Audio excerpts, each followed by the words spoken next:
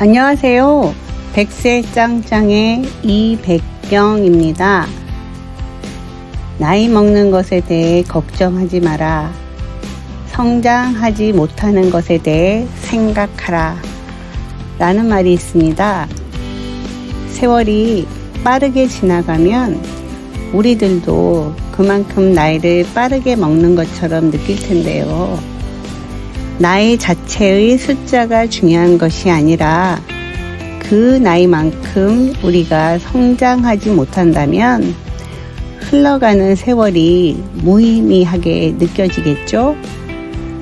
그러니 우리가 성장하는 것에 대해 더 생각을 많이 해야 될 것 같아요. 하루하루를 무의미한 숫자로 채우기보다 조금 더 의미 있는 일들로 채우기를 바라면서 오늘의 이야기 시작하겠습니다. 오늘은 찾아가는 경기도 돌봄 의료 서비스에 대해 이야기할 건데요. 먼저 제 경험담을 들려드릴게요. 제가 아픈 어머니를 10년을 모시고 있었는데 집에 계시면서 아플 때가 있잖아요. 그러면 병원을 가는 일이 쉽지가 않았어요. 왜냐하면 침대에서 움직이실 수가 없으니 병원에 가려면 119 응급 상황이 아니니까 119는 부를 수가 없고 사설 응급차를 이용하게 되거든요. 그러면 사설 응급차 비용도 비싸고 그분들이 오셔서 이용을 해야 하는데 환자인 어머니께도 불편한 상황이 벌어지게 되는 것이죠. 그렇지만 또 병원에 가지 않으면 안 되니까 번거롭게 그리고 또 힘들게 병원에 가야 했지요. 병원에 가서도 쉽지 않습니다. 코로나 때는 보호자도 한 명만 들어갈 수 있다고 해서 침대에 어머니 놔두고 일을 보거나 침대차를 끌고 이동해야 하는 불편함이 여간 힘든 게 아니었거든요.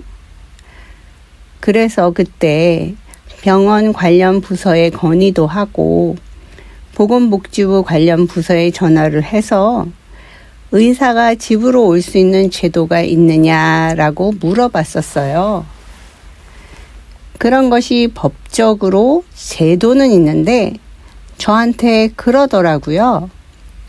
의사가 하루 동안 버는 돈을 지불해 줄 수 있냐는 식으로 물어보더라고요. 그 말인즉 갈 수 있는 법적 제도는 마련이 되어 있지만 의사들이 자기 벌이를 포기하고 집으로 방문을 하겠느냐는 것이었어요. 그러니 결국 왕진 의사라는 것은 우리가 가끔 텔레비전 드라마에서나 보는 회장님 댁으로 가게 되어 있다는 거죠.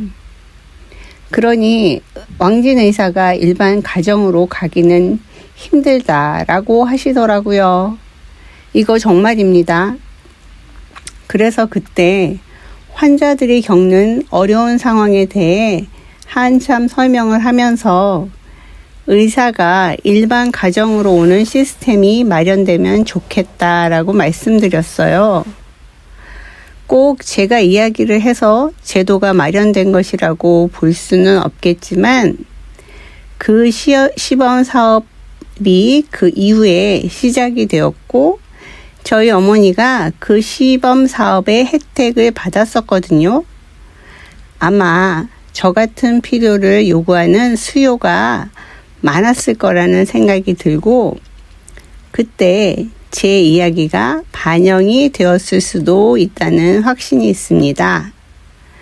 왜냐하면 그 이후로도 복지제도에 대한 연구과정 인터뷰에 참여를 했었거든요.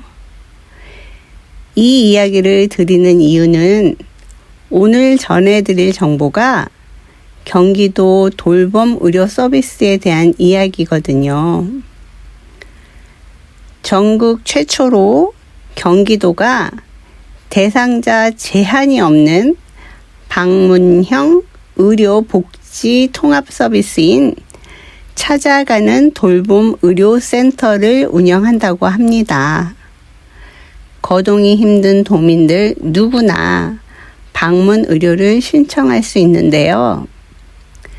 방문형 의료복지 통합 서비스 찾아가는 돌봄 의료센터. 의사, 간호사, 사회복지사로 구성된 돌봄 의료팀이 직접 대상자를 방문해 도움을 주는 제도입니다. 진찰, 처방, 활력 징후 측정, 각종 검사, 영양교육 및 상담, 생활습관 관리 등 의료 서비스를 제공하는 것이지요. 2024년 7월 1일부터 9개 시에서 돌봄 의료 서비스를 지원한다고 합니다. 지난 2월부터는 경기도 의료원 소재지인 수원, 의정부, 파주, 이천, 안성, 포천 등 6개 시에서 서비스를 시작했고, 일산보건병원, 고양시에 있죠.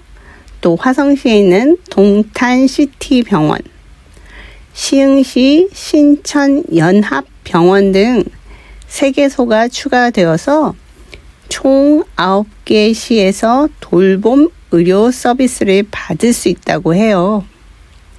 거주하시는 지역 서비스 병원에 전화로 신청하면 간단한 상담과 건강 평가를 거쳐 돌봄 의료팀이 집을 방문하게 되어 있습니다. 예전에는 대상자에 제한이 있었는데 이번 제도에서는 대상자 제한이 없이 건강 평가를 거쳐서 필요한 분께 누구나 서비스를 제공한다는 것이죠. 아주 위급하거나 수술을 해야 하는 경우를 말하는 것이 아니라 일반적인 관리나 진료에 관한 도움을 받으실 수 있다는 말이지요. 진료나 각종 검사, 간호, 교육, 의료 관련 상담, 취약계층의 의료비 지원을 하거나 원내 의료, 입원, 호스피스 서비스 등을 연계를 해서 도와드린다고도 합니다. 투약, 주사, 복지 연계 등등의 서비스를 제공한다는 것이지요. 이외에도 가정간호의료에서 장기 요양 등급 판정, 의사소견서가 돌봄 의료팀이 방문해 서류를 발급할 수 있어 환자, 보호자의 편의에 많은 도움이 될 것 같아요.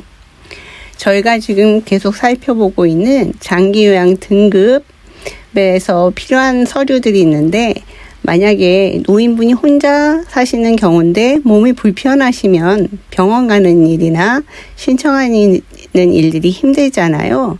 그런데 이분들이 오셔서 그런 서류 발급에 도움을 준다는 것이지요. 예를 들어 소변 검사를 하는 것도 와서 직접 해주시면 불편함이 상당히 해소가 되는 그런 아주 좋은 제도입니다. 오늘은 경기도 돌봄 의료센터에 대하여 알아보았는데요. 여러분께 필요한 좋은 정보였기를 바랍니다.